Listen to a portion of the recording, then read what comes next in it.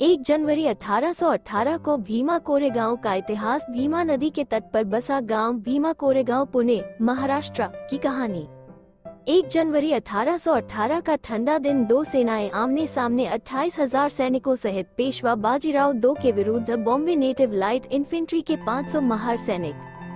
पेशवा सामंती राज बचाने की फिराक में पेशवा और दूसरी तरफ पेशवाओं के पशुवत अत्याचारों का बदला चुकाने की फिराक में गुस्से से तमतामाता 500 महार के बीच घमासान युद्ध हुआ, जिसमें ब्रह्मा के मुंह से जनित पैदा हुए 28,000 पेशवा की 500 महार योद्धाओं से शर्मनाक पराजय हुई। हमारे सिर्फ 500 योद्धा ने 28,000 पेशवाओं का नाश कर दिया और इसके साथ ही भारत से पेशवाई खत्म कर दी। ऐसे बहादुर थे हमारे पुरखे और ऐसा हमारा गौरवशाली इतिहास है। सबसे पहले उन 500 महार पूर्वजों को नमन, क्योंकि 1 उस हार के बाद पेशवाई खत्म हो गई थी।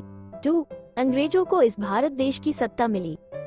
3 अंग्रेजों ने इस भारत देश में शिक्षण का प्रचार किया जो हजारों सालों से बहुजन समाज के लिए बंद था।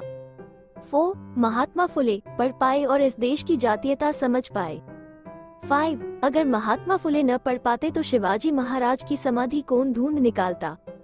6 अगर महात्मा फुले न पढ़ पाते तो सावित्री बाई कभी इस देश की प्रथम महिला शिक्षिका न बन सकती थी। 7 अगर सावित्री बाई न पढ़ पाई होती तो इस देश की महिला कभी न पढ़ पाती। 8 शाहू महाराज आरक्षण कभी न दे पाते। 9 डॉक्टर बाबा साहब कभी न पढ़ पाते।